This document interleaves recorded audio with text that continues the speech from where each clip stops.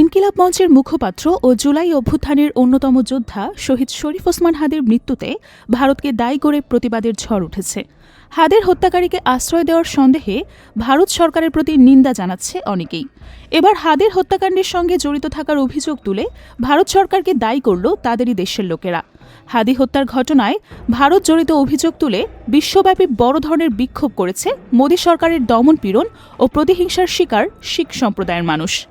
বুধবার ৫টি দেশের প্রধান শহরগুলোতে ভারতীয় দূতাবাসের সামনে এই প্রতিবাদ কর্মসূচি পালিত হয়। আন্তর্জাতিক সংবাদ মাধ্যম কালিবার বলছে, ভারত সরকারের বিরুদ্ধে এই বিক্ষোভের ডাক দেয় শিখ ফর জাস্টিস বা এসএফজে নামক সংগঠন। তাদের আহ্বানে যুক্তরাষ্ট্রের ওয়াশিংটন, যুক্তরাজ্যের লন্ডন, কানাডার টরন্টো ও ভ্যাঙ্কুভার, ইতালির মিলান এবং অস্ট্রেলিয়ার মেলবোর্নে একযোগে ভারত সরকারের বিরুদ্ধে রাস্তায় নামে শত শত মানুষ।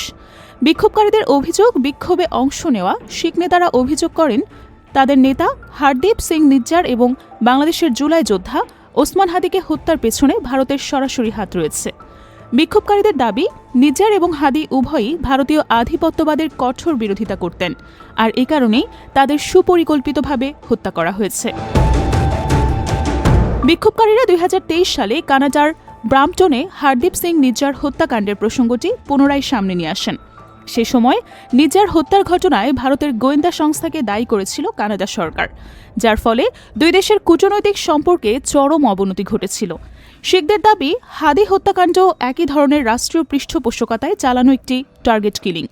খলিস্তান ইস্যু ও ভারতের অবস্থান, ভারতের পাঞ্জাব রাজ্য মূলত শিখ অধ্যুষিত এবং সেখানে শিখরা খলিস্তান নামক একটি স্বাধীন রাষ্ট্র গঠনের আন্দোলন চালিয়ে আসছে।